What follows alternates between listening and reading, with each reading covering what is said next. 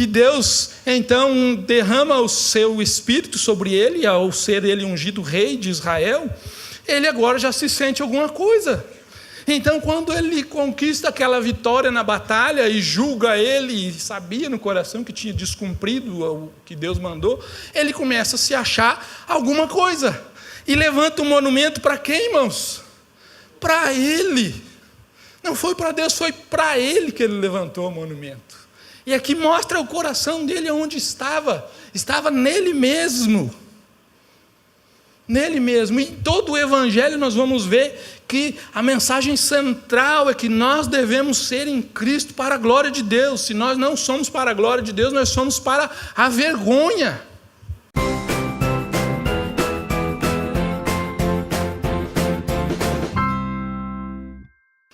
Então diz assim, verso 1 do capítulo 15 do primeiro livro do profeta Samuel. Samuel disse a Saul: eu sou aquele a quem o Senhor enviou para ungí-lo como rei de Israel, o povo dele. Por isso escute agora a mensagem do Senhor.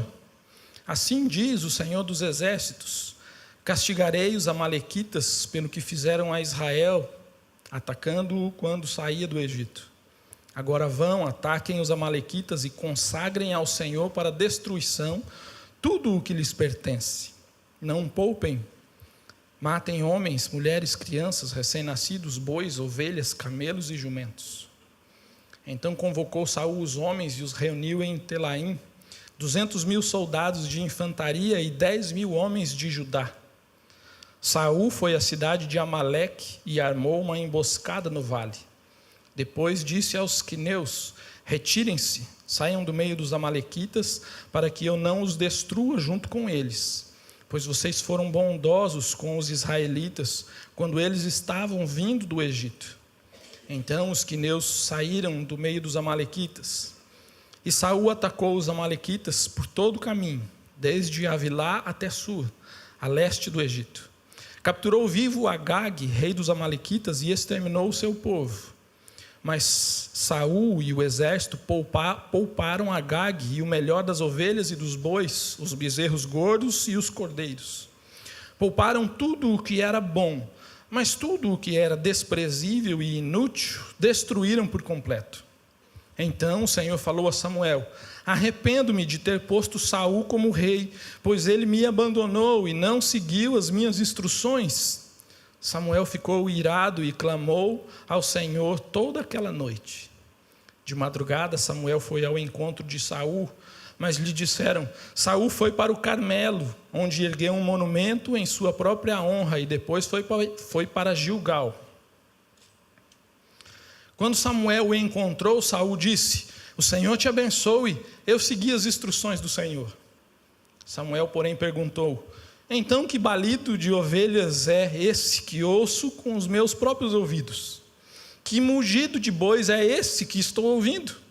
Respondeu Saul: os soldados os trouxeram dos amalequitas.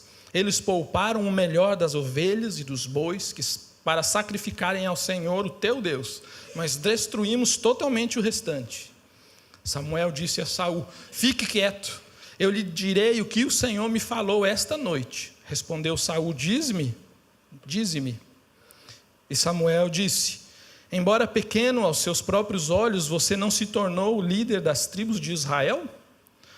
O Senhor o ungiu como rei sobre Israel e o enviou numa missão ordenando: vá e destrua completamente aquele povo ímpio, os amalequitas, guerrei contra eles até que os tenha eliminado, porque você não obedeceu ao Senhor. Porque se lançou sobre os despojos e fez o que o Senhor reprova. Disse Saul: mas eu obedeci ao Senhor, cumpri a missão que o Senhor me designou. Trouxe Agag, o rei dos amalequitas, mas exterminei os amalequitas. Os soldados tomaram ovelhas e bois do despojo, o melhor do que estava consagrado a Deus para destruição, a fim de os sacrificarem ao Senhor seu Deus em Gilgal. Samuel, porém, respondeu: acaso tem o Senhor tanto prazer em holocaustos e em sacrifícios, quanto que se obedeça a sua palavra? A obediência é melhor do que o sacrifício, e a submissão é melhor do que a gordura de carneiros. Pois a rebeldia é como o pecado de feitiçaria, e a arrogância como o mal da idolatria. Assim como você rejeitou a palavra do Senhor, ele o rejeitou como rei. Pequei, disse Saul. Violei a ordem do Senhor e as instruções que tu me deste. Tive medo dos soldados e os atendi. Agora te imploro, perdoa o meu pecado e volta comigo para que eu adore o Senhor. Samuel, contudo, lhe disse: não voltarei com você. Você rejeitou a palavra do Senhor e o Senhor o rejeitou como rei de Israel. Quando Samuel se virou para sair, Saul agarrou-lhe a barra do manto, agarrou-se a barra do manto dele, e o manto se rasgou. E Samuel lhe disse: o Senhor rasgou de você hoje o reino de Israel e o entregou a alguém que é melhor do que você. Aquele que é a glória de Israel não mente nem se arrepende, pois não é homem para se arrepender. Saul repetiu: pequei, agora honra-me perante as autoridades do meu povo e perante Israel. Volta comigo para que eu possa adorar o Senhor, o teu Deus.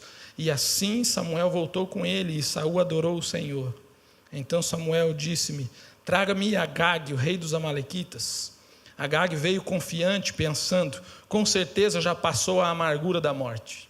Samuel, porém, disse: assim como a sua espada deixou mulheres sem filhos, também sua mãe entre as mulheres ficará sem o seu filho.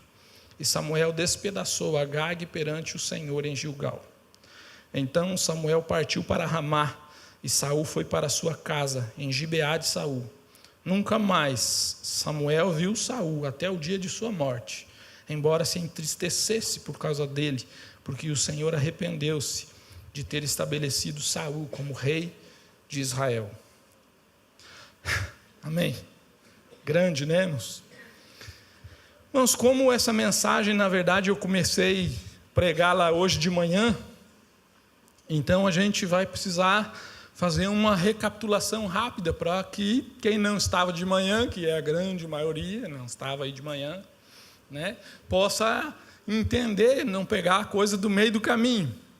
Então vamos correr rapidinho, e dessa vez, raramente a gente faz isso, né, mas vocês já viram ali que tem um tema: o adorador rejeitado. Então você já sabe que coisa boa não vem, né? De vez em quando a gente disfarça. Hoje já está bem declarado. O adorador rejeitado. Quem? Saul. Foi rejeitado. Prestou adoração, nós já lemos aí o capítulo 15. Mas para nós entendermos o que está acontecendo, e como eu disse pela manhã, tem certas passagens bíblicas que nós gostaríamos que não estivessem nas Escrituras. Ou nós preferíamos, que não estivesse. Por quê? Deixa a gente meio desconfortável, não deixa?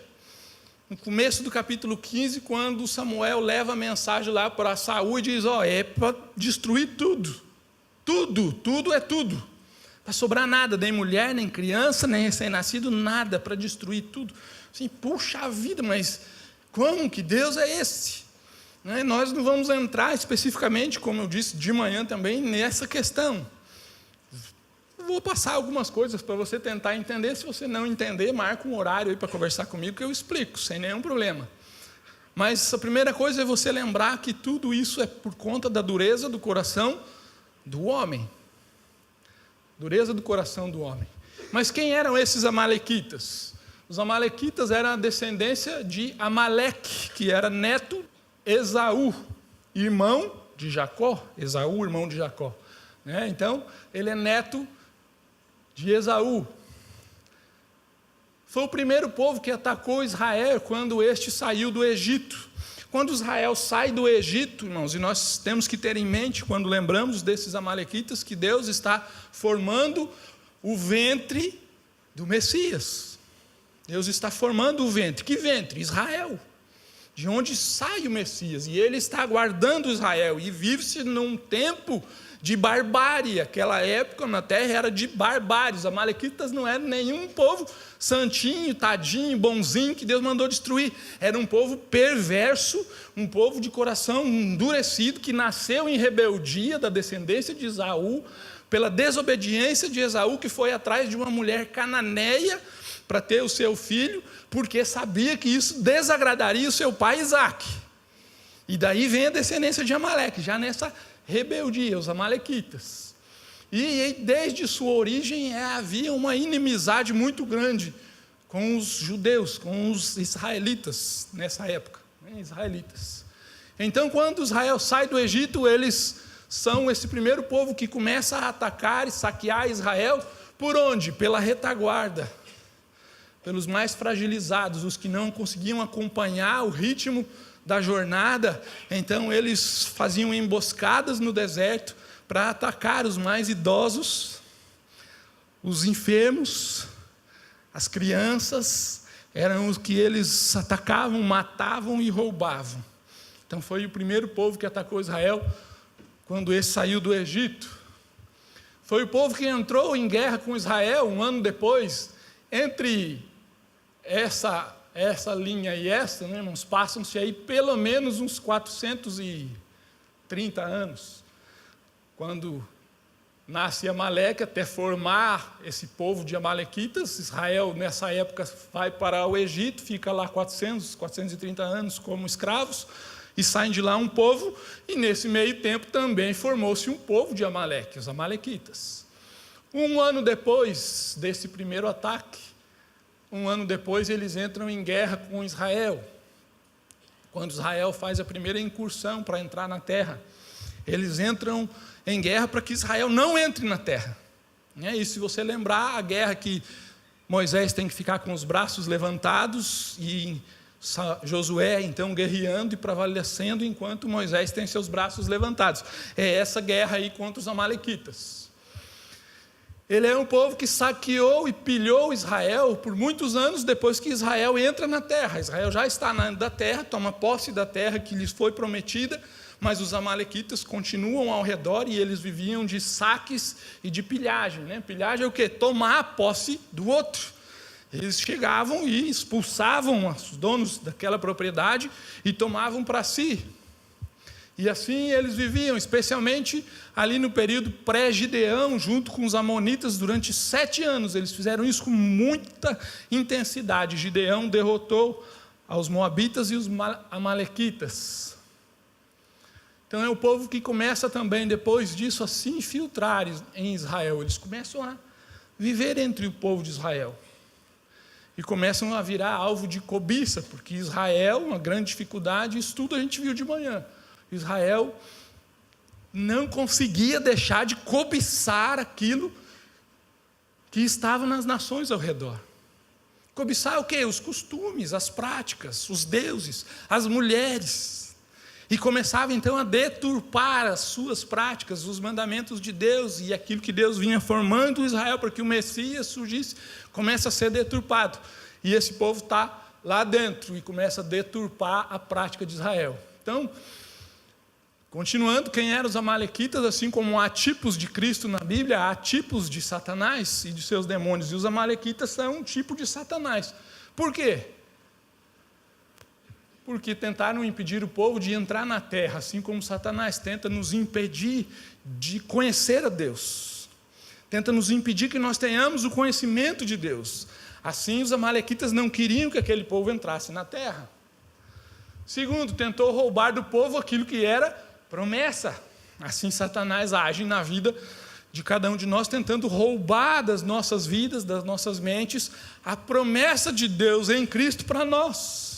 E muitas vezes vamos vivendo na nossa fragilidade, porque Satanás vem roubando a promessa, ou as promessas do Senhor em Cristo para nós. E, assim como os amalequitas se infiltraram no meio do povo e começou a contaminar o povo de dentro ou por dentro, assim, da mesma maneira, Satanás se infiltra no meio do povo e começa a contaminar o povo por dentro. Começa a gerar o quê? Cobiça. Assim é também uma figura do anticristo, porque o anticristo também surge de onde? De dentro da igreja. Estavam entre nós, diz o apóstolo João, mas não eram dos nossos, mas estavam entre nós e geram cobiça no coração. Esses eram os amalequitas. E quem era Saul? Pastor Saul era o rei de Israel. Lógico, né? Essa parte eu sei. Mas ele era o adorador rejeitado. Nós lemos no texto, Deus o rejeitou, porque ele rejeitou a palavra de Deus. Então, por isso o adorador rejeitado, Saul. Mas ele é um tipo da humanidade, ele é um tipo de mim e um tipo de você. Eu não, pastor. Vamos ver se não é. Mas ele é um tipo daquilo que nós somos. E por que ele foi rejeitado? A primeira coisa que nós vimos, porque ele cobiçou o que para Deus era detestável. Deus falou para ele a respeito daquele povo, e aquele povo já havia sido alvo de uma palavra de Deus, quando ainda estava no deserto os israelitas. Deus disse que iria destruir por completo aquele povo, porque aquele povo era detestável, as suas práticas eram detestáveis diante de Deus. Por isso Deus manda que ele destrua tudo. Mas quando ele viu aquilo que estava lá na terra, os bois gordos, os carneiros, o ouro, a prata, as coisas que tinham valor, os seus olhos então cresceram, e ele cobiçou aquilo que Deus declarou como detestável. E então foi rejeitado por Deus, como nós muitas vezes nós também cobiçamos o pecado que Deus declara detestável. E nós vimos por toda a EBD isso. Quando lá no Sermão do Monte, Deus fala: se o teu olho direito te faz pecar, arranca fora. Se é a mão direita, corta. Melhor entrar sem olho, sem perna, sem mão no reino dos céus do que ir inteiro para o inferno, porque o pecado é detestável. Mas nós fazemos o quê? Cobiçamos, irmãos. A gente finge que não, mas a gente fica assim: ai, que vontade de pecar. A gente olha para aquilo que está próximo de nós, e às vezes aquilo que está bem próximo, às vezes está do lado, na frente, atrás, sentado, hoje aqui, e a gente sabe que tem uma vida torta de pecado, e a gente se julga mais santo e cobiça aquela vida de pecado, ou cobiça a vida de pecado que está ao redor da sociedade, e a gente fica assim: puxa vida, tanta coisa boa para fazer, mas eu sou um servo do Senhor, não posso. Cobiça aquilo que Deus declara odioso, detestável. Então isso foi o que nós vimos de manhã. Mas quando o adorador é rejeitado, o primeiro ponto está aí: quando cobiça o que para Deus é detestável. Agora vamos para a segunda parte. Eu vou ter que correr mais do que o como é que é, o Usain Bolt, que a hora passou muito rápido hoje, né? Então não vamos perder tempo. Por que também Saul foi rejeitado? Porque nós, como adoradores, somos rejeitados quando não entregamos, ou quando não entrega tudo o que Deus pediu. Deus pediu para ele entregar tudo aquilo que estava, todo o despojo da guerra, todo o povo, toda aquela nação e tudo que eles possuíam era para ser entregue a Deus como uma oferta de destruição. Era chamada a oferta, essa oferta de destruição era o holocausto, era a oferta onde o animal era totalmente queimado, todo ele era sacrificado primeiro, morto, derramado seu sangue, e depois ele era totalmente queimado. Foi isso que Deus pediu. Mas Saul achou por bem que não era uma boa ideia. Mas destruir tudo, tem tanta coisa boa por aí, tem tantos animais, e o costume da época, os despojos, era o pagamento dos soldados. Os soldados iam à guerra, e os despojos da guerra era o seu pagamento, era dividido entre eles. E foi o que Saul fez, aquilo que tinha valor, ele distribuiu entre os soldados, fez um cultão, um churrascão, ele fez outro tipo de oferta. Ele não fez a oferta que Deus pediu, depois nós vamos ver qual foi a oferta que ele fez, mas ele fez uma outra oferta. Só que Deus não aceita nada diferente daquilo que ele pediu. Mas nós achamos que podemos oferecer a Deus apenas uma parte daquilo que Ele requer de nós. Mas Ele sempre requer de nós tudo. Ele não aceita de nós uma parte das nossas vidas.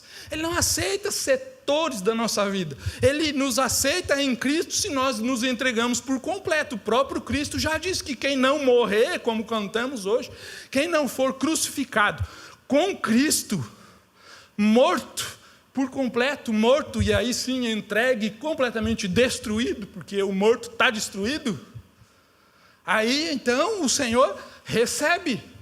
E Cristo diz: quem não tomar a sua cruz e me seguir, não tem parte comigo. Quem quiser ganhar a sua vida, perdê-la. Precisamos entregar tudo, mas nós não queremos entregar tudo. Aquilo que tem valor para nós, a gente não quer entregar. A gente quer entregar algumas partes do dia, algumas partes dos nossos pensamentos, algumas partes dos nossos corações, mas aquilo que tem valor a gente guarda. Não, isso é meu, isso aqui Deus, deixa que eu mesmo decido. Eu decido o que fazer do futuro, eu decido o que fazer do namoro, eu decido o que fazer do casamento, o que fazer do emprego, eu decido o que eu faço da minha vida. Mas, Senhor, eu faço cultos, ofereço adoração. Tem algumas coisas que eu entrego, Senhor, assim como Saul. Sim, mas eu obedeci, Samuel, eu obedeci. Nós fizemos um sacrifício, aquilo que era desprezível, ele mesmo diz, aquilo que era desprezível, nós sacrificamos, destruímos. Mas o que tinha valor, e aí é o que ele diz, ele faz uma oferta, chamada oferta de ação de graça, onde o animal era sacrificado. Como oferta ao Senhor e derramado o seu sangue. Mas a oferta de ação de graça não era totalmente queimada, ela era então cozida, assada, era feito um churrasco. E o povo comia. Foi o que ele fez. Fez um churrascão, convocou o povo, o exército, e fez uma festa, um culto. No entendimento dele, um grande culto, com festa, com carne. E o povo comeu, bebeu, se alegrou, cantou. E na visão de Saul, adorou o Senhor, o Deus de Samuel. Porque aí ele já diz: o Senhor é teu Deus. Não é assim que a gente faz, irmãos? É assim que a gente faz. A gente vai, como quem vai recortando partes da nossa vida e vai entregando para o Senhor só o que não tem valor para nós, porque a gente tem medo de entregar para o Senhor o que tem valor. Mas a palavra nos diz que Ele não recebe. Não adianta você vir com um culto de ação de graça daquilo que Deus não pediu para você, ou com parte daquilo que Deus pediu para você. Não adianta você querer ir além também daquilo que Deus pediu, ou inventar aquilo que Deus pediu. Lembra de Ananias e Safira? Quando olharam para Barnabé, e cobiçaram aquilo que Barnabé, o povo viu a atitude de um coração quebrantado de Barnabé, que entregou todo o dinheiro da venda dos terrenos que era dele. E o que eles fizeram? Vamos fazer igual, vender o terreno que era deles. Deus não pediu nada daquilo. Como não tinha pedido para Barnabé. Mas Barnabé, no seu coração, falou assim: eu quero entregar tudo. Então eles vendem o terreno, separam uma parte, esconde, diz: não, está aqui, esse é o valor que nós vendemos, e entregaram. Se fosse hoje, quanta gente morta ia cair aqui, hein? Já imaginou você vir com a sua oferta? Vai levando. Vai levando. Mas é assim, quanta gente está morta aqui, e permanece morta, e não consegue perceber que Deus não aceita as coisas pela metade. Deus não aceita partes da nossa vida. Ou nós nos entregamos por completo, ou nós somos rejeitados, porque rejeitamos o Senhor quando não nos entregamos por completo. Mas continua o texto, e nós aprendemos também com esse texto que o adorador é rejeitado, assim como Saul foi rejeitado, quando a nossa vida deixa de ser para glorificar o Senhor. O verso 12 diz assim, aí do capítulo 15: de madrugada Samuel foi ao encontro de Saul, mas lhe disseram: Saul foi para o Carmelo, onde ergueu um monumento em sua própria honra, e depois foi para Gilgal. Olha que interessante, irmãos. Saul, que quando nós lemos sua história, vamos ver que ele tinha um problema de autoestima. Samuel dá um lembrete nele, isso lá na frente. Ele tinha um probleminha de autoestima, ele se achava um incapaz, coisa boa, ele era um cara que era bom, ele sabia que ele não valia nada. Mas chega num momento agora que Deus, então, derrama o seu Espírito sobre ele, ao ser ele ungido rei de Israel, ele agora já se sente alguma coisa.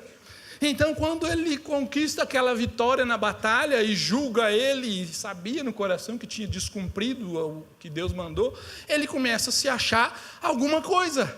E levanta um monumento para quem, irmãos? Para ele.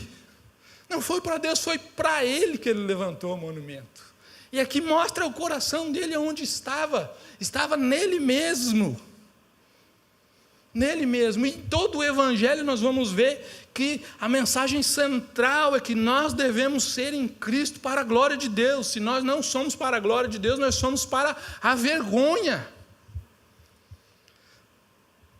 Mas quantas vezes nós começamos a nos envaidecer das coisas, de nossas conquistas. Começamos a nos envaidecer porque conhecemos bastante Bíblia. Começamos a nos envaidecer porque agora a gente já sabe um bocado de coisa e a gente já é quase um santo.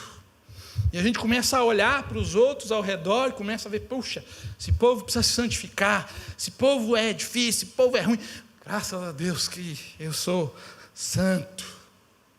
E vou levantando o monumento a mim mesmo, porque começo a olhar para mim e começo a me ver como alguém que seja alguma coisa.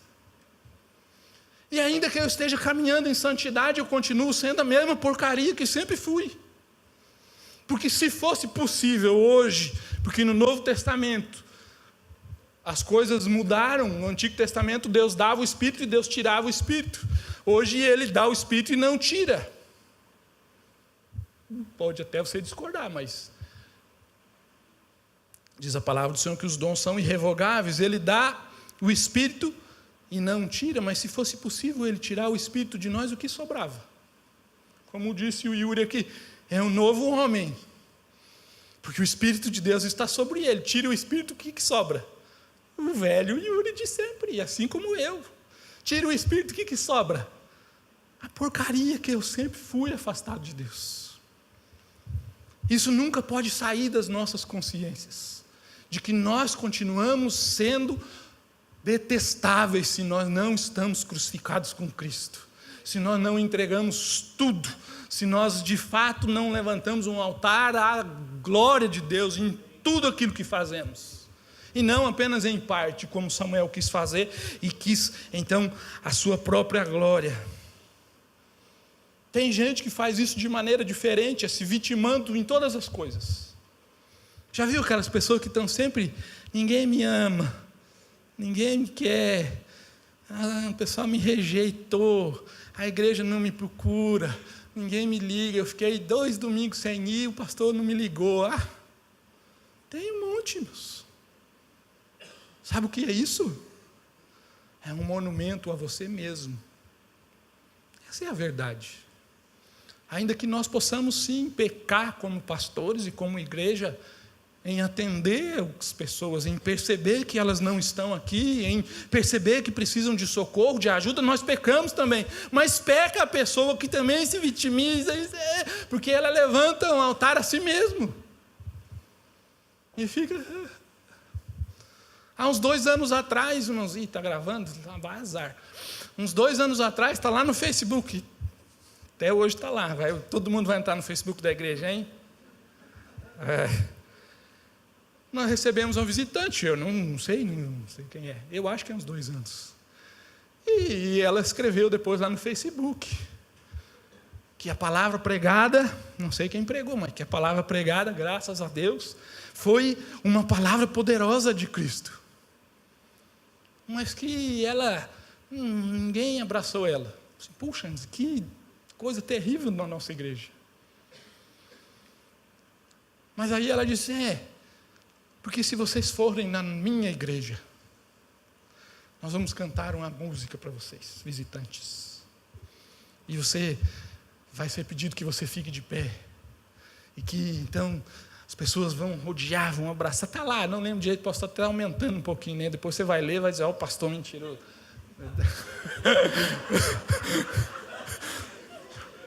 Não, mas é que eu não lembro bem as palavras, mas ela diz mais ou menos isso, que não, se você for lá, e eu me entristeci, irmãos, pela nossa igreja, porque nós temos sim, conversamos como pastores, como liderança da igreja, que nós precisamos ser mais calorosos, quando recebemos aqueles que nos visitam, nós precisamos, isso é parte daquele que nasceu de novo com Cristo, ser receptivo, ser caloroso, ser atento, quem é que está novo, a gente quer receber, a gente quer estar junto, quer abraçar, mas também me entristeci por ver o coração daquela pobre irmã nossa, Batista, Batista ela fala, carioca,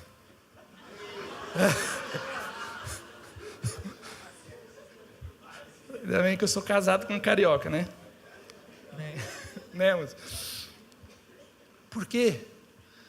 Irmãos, ela veio ao culto e ela se entristeceu porque ela não foi homenageada naquele culto. Que pena, né? Mas nós também falamos assim.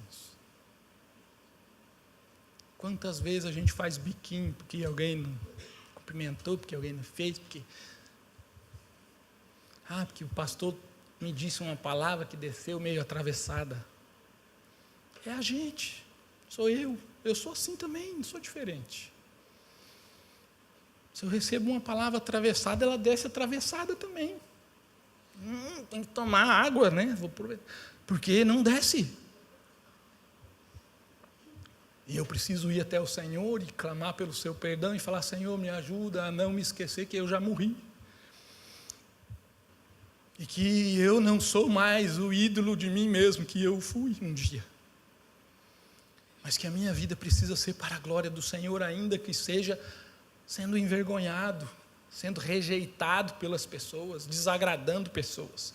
Que ainda assim eu seja para a tua glória. Mas, irmãos, nós, por fim, também somos rejeitados como adoradores, quando lutamos com a voz de Deus no nosso coração. Deus fala, e se você crê em Deus, você crê que Ele fala. E nós fingimos que não ouvimos, como Saul fez, que não ouviu. Como Ananias e Safira fingiram que não ouviram, porque o apóstolo Pedro diz, porque tentaram o Senhor Deus em seus corações. O que isso quer dizer? Quer dizer que Deus trabalhou no coração deles, diz, não façam isso, não façam isso, não façam isso, mas eles, vamos fazer, e fizeram. Lutaram contra a voz de Deus que clamava e gritava no coração deles, assim como Saul, certamente, nós vamos ver por quê.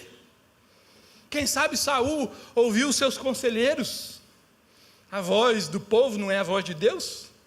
Misericórdia. Mas quem sabe os conselheiros de Saul, você nunca reuniu um exército tão grande, são 210 mil homens, se você não entregar a eles os despojos, quem sabe eles nunca mais voltem quando você convocar para a guerra. E Saul temeu, quem temeu? As pessoas. Olhou para a voz dos seus e para a voz de Deus e para a instrução de Deus, ficou, será? E agora o que eu faço? Quem sabe alguns outros conselheiros chegaram para ele, Saul, você já imaginou se esses soldados saem aqui de mão abanando, se eles se revoltam contra você? Resolvem então criar uma grande rebelião contra ti e te destituem do trono. E Saul começa a se esquecer de quem colocou ele como rei foi o Senhor, de que quem o conserva como rei é o Senhor, de que quem deu a vitória na batalha é o Senhor, de quem vence qualquer guerra, ainda que fosse só ele com a espada na mão, é o Senhor que ia vencer. E ele ficou cheio de medo, mas ele começa, e agora? E ele então começa a relativizar as coisas. Em vez de oferecer tudo em destruição, ele faz a oferta de gratidão, como eu fiz. Mas foi uma mudançazinha à toa, uma coisa que não é tão importante. Eu só adaptei. E nós somos tentados a fazer a mesma coisa, a relativizar aquilo que Deus chama de pecado. Deus fala, é pecado, não faz, não faz, não faz. E o Espírito falando no seu coração, não faz, te arrepende, volta, não faz. E nós, não, mas não é bem assim, hoje as coisas funcionam diferente. Aí vem a voz da sociedade dizendo, não, hoje o mundo mudou, não é assim que as coisas funcionam. É diferente. Quanta gente não teve? Tem gente por aí, me perdoe, alguns eu sei, mas não posso deixar de falar, que vive na igreja, mas não casa. Não, mas casar, coisa de casar, isso aí é coisa do mundo, não tem nada a ver. Tem gente que não acredita que o sexo somente no casamento é algo bíblico, é cultural, isso aí não tem nada a ver. Isso estão relativizando aquilo que Deus chama de pecado. Estão relativizando aquilo que Deus chama de homem e mulher. Estão relativizando aquilo que Deus chama de relação sexual entre um homem e uma mulher. E nós vamos ouvindo, e os nossos filhos vão ouvindo, e vão ouvindo essas vozes. E nós vamos lutando contra essas vozes, e vamos criando as nossas ofertas, e vamos tentando equilibrar a nossa adoração com o nosso entendimento, e a gente quer oferecer uma adoração do nosso jeito. Não, é o meu jeito. Foi assim que Caim fez, irmão. Como é que Caim ofereceu a adoração? Do jeito dele. É o meu jeito. Foi olhar e ofereceu do jeito que ele achava que tinha que ser. Mas Abel ofereceu do jeito que Deus se agrada, do jeito que Deus pediu. É a adoração que o povo de Israel ofereceu e oferecia quando Malaquias, o profeta, é levantado. O povo oferecia cultos e fazia grandes cultos e celebrava grandes festas em homenagem ao Senhor. Do seu jeito, e Deus disse que era desprezível. A vontade de Deus ao olhar os cultos que eles faziam, diz a palavra em Malaquias, era pegar o cocô dos animais que era jogado num lugar específico e tacar na cara deles e esfregar na cara deles. Está na Bíblia, você pode ler lá em Malaquias. Deus fala isso. Minha vontade quando vejo a adoração de vocês é pegar o estrume, aquilo que é de esfregar na cara de vocês. É assim que me parece a adoração. Porque vocês estão lutando contra a voz do Senhor. E quantas vezes nós estamos assim, irmãos, e a pergunta que aqui é revelado no coração de Saul e que fica para nós é: quem é o dono do seu coração? Quem é o dono do seu coração? Quem é o dono do seu coração? É o Senhor, verdadeiramente? Quem tem a prioridade do teu coração? Quem é que você tem ouvido? Ou quem é que você tem buscado ouvir? Você tem buscado ouvir da palavra de Deus, das Escrituras? Ou você tem procurado ouvir o seu próprio coração? Ou você tem procurado ouvir as vozes que estão ao redor?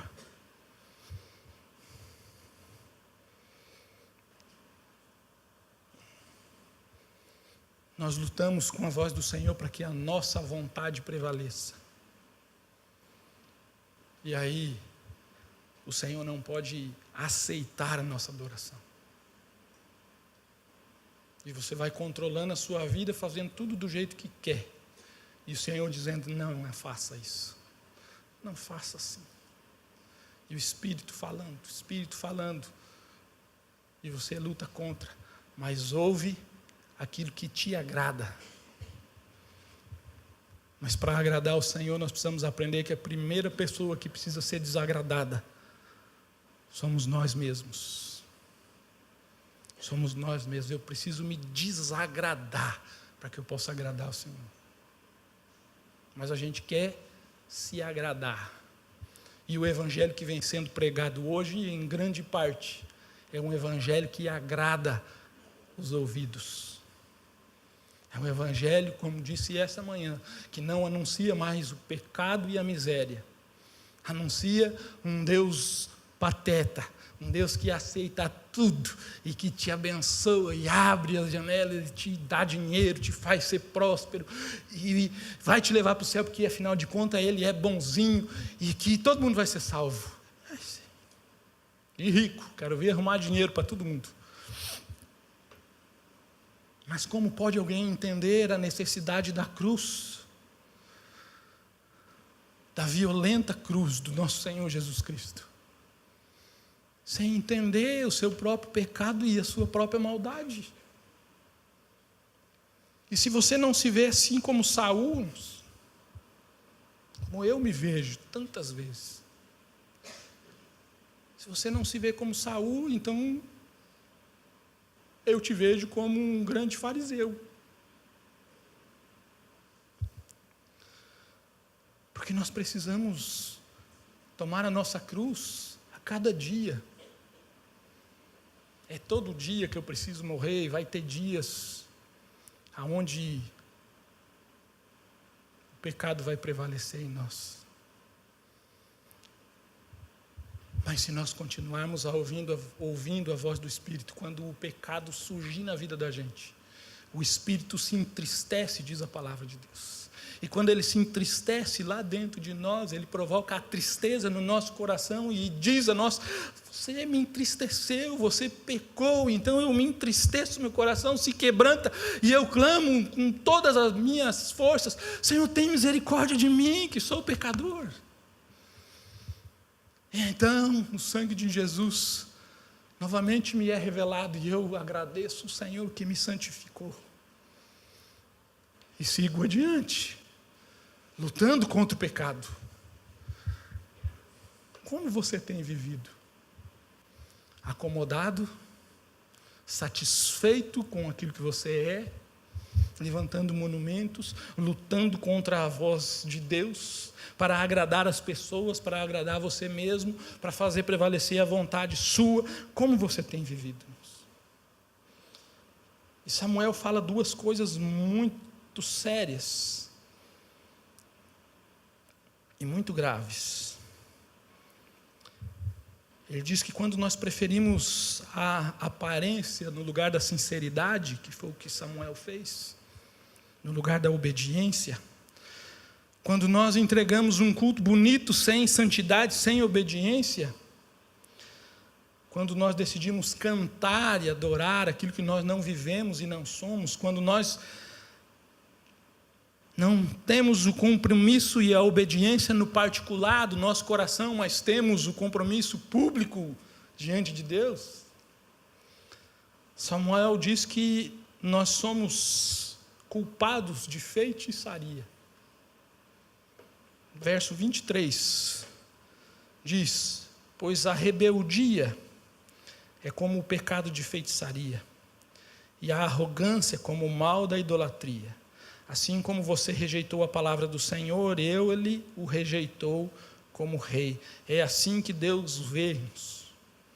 Quando o nosso culto é um culto feito sem os princípios daquele que Deus procura como adoradores, o que o adora em espírito e em verdade, ele diz que nós somos culpados de rebeldia, e o pecado da rebeldia é o pecado da feitiçaria, e a feitiçaria sempre foi, do início ao fim das Escrituras, associada à adoração de demônios. Será que é grave isso? De demônios. Quando nós adoramos a Deus pela metade, quando nós adoramos a Deus sem consciência de pecado, de arrependimento, nós adoramos a demônios e não a Deus. Mas ele continua. Ele diz que quando nós endurecemos o nosso coração, a voz do Senhor falando conosco, como Saul fez, nós nos tornamos, o que diz a palavra? Arrogantes. E a arrogância, ele diz que é semelhante à idolatria. E o que é idolatria nas Escrituras também é comparado ao adultério. Quando o povo de Israel seguia outros deuses, Deus então dizia que era como se eles estivessem o traindo com suas amantes, os seus amantes. Adultério, e Deus diz em determinado momento que divorciou-se de Israel. Repudiou, rejeitou Israel, porque Israel adulterou contra o Senhor por sua idolatria. Por quê? Porque eram idólatras. E quando nós somos idólatras? Quando nós nos tornamos arrogantes. Samuel diz: a arrogância é como o mal da idolatria. E ele diz logo em seguida aí, porque você andou passeando de tarde procurando um amante. É assim que nós fazemos. Saímos muitas vezes nos nossos dias e como se tivéssemos amantes. Adulteramos contra o Senhor com os nossos desejos e pecados. E então voltamos para casa como aquele marido, cara de pau, sem vergonha. E é carinhoso muitas vezes com a esposa. Minha esposa, querida, minha família, o que eu conheço de pai bom, de marido exemplar, que tem amante. Somos nós com relação a Deus. Crente exemplar, cheio de amantes, porque é arrogante, luta contra o Senhor e não há arrependimento, não há quebrantamento.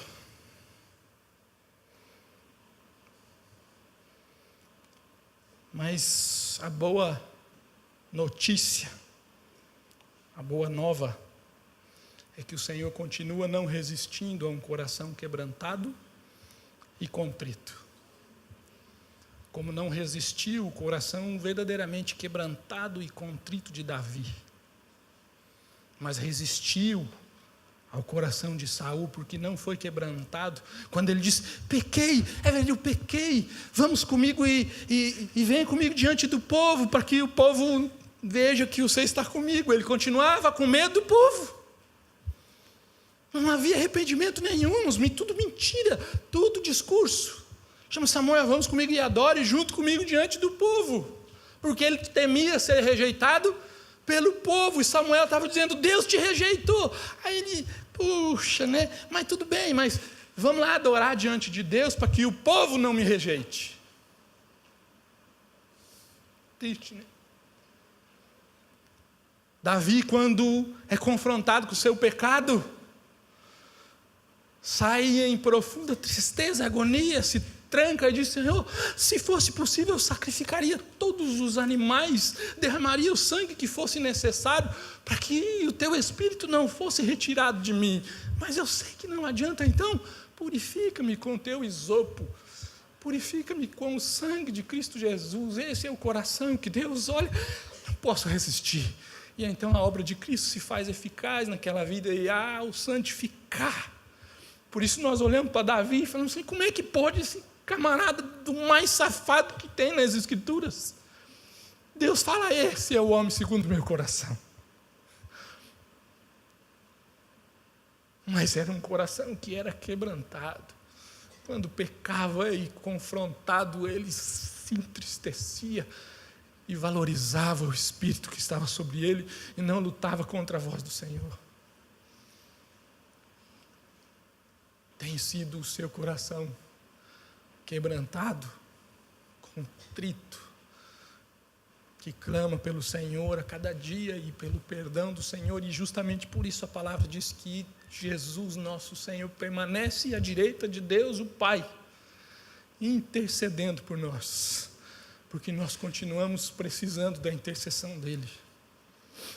Que nessa noite seja um tempo de quebrantamento, de santificação. Quem sabe hoje você adorou demônios nessa noite.